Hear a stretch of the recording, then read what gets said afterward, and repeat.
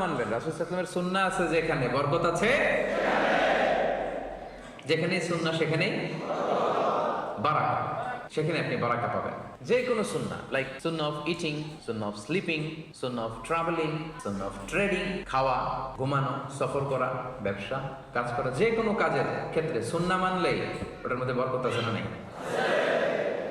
সুন্নাহর সাথে সবসময় নিজেকে জড়িয়ে রাখবেন। যেমন সুন্নাহ অফ ইটিং, খাওয়ার সময় সুন্নাহ মানলে কি বরকত পাওয়া যায় একটু দেখেন। এক সাহাবী এসে বলে, ইয়া রাসূলুল্লাহ, ইন্না নাআকুলু ওয়া লা নাশবা। হে আল্লাহর রাসূল, আমরা খাই কিন্তু পেট ভরে না। এরকম অনেক সময় হয় না? হয়। কার কার হয় দেখি? খাইলেও পেট ভরে না, দেখি কার কার।